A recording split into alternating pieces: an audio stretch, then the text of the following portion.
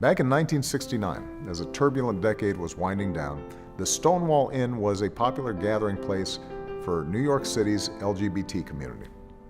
At the time, being gay, lesbian, bisexual, or transgender was considered obscene, illegal, even a mental illness. One night, police raided the bar and started arresting folks. Raids like these were nothing new, but this time the patrons had had enough, so they stood up and spoke out. The riots became protests. The protests became a movement. The movement ultimately became an integral part of America. So this week, I'm designating the Stonewall National Monument as the newest addition to America's national park system. Stonewall will be our first national monument to tell the story of the struggle for LGBT rights.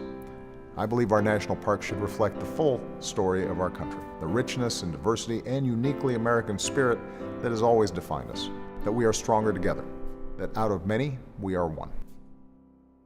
Having been at Stonewall, being back here, I think I have a kind of a survivor's guilt, I could call it, because like on the Stonewall picture with Fred McDowell, I'm probably the only one still alive.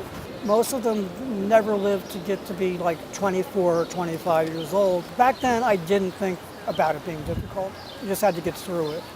Most gay people back then, if they had any kind of a job, they were scared to death of even being found out to be gay. We had nothing, so we had nothing to lose. You know, it's like the Bob Dylan song where he says, when you ain't got nothing, you got nothing to lose. I remember the late 1960s. Gay people were victims on a culture that had no respect, no tolerance. We were being brutalized, we were being murdered, we were being ostracized in a sense. Stonewall was a safe haven for LGBT people. The Stonewall riots in 1969, I think, obviously it was a very pivotal point in our history. It was when we all stood up and a trans woman of color said enough is enough, and it started a movement. And it started a movement that said, we're not less than you, we are your equals. When you think about the riots, you think about unity. And that unity is something that we've never lost. Today, we have gay and lesbian elected officials. We see cultural changes in television and movies.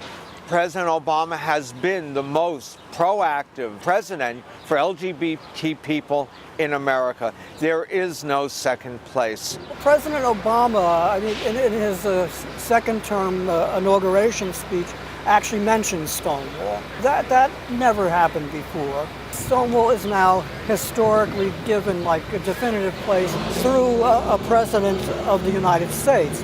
We, the people, declare today that the most evident of truths, that all of us are created equal, is the star that guides us still. Just as it guided our forebears through Seneca Falls and Selma and Stonewall, just as it guided all those men and women, sung and unsung, who left footprints along this great mall, to hear a preacher say that we cannot walk alone, to hear a king proclaim that our individual freedom is inextricably bound to the freedom of every soul on earth.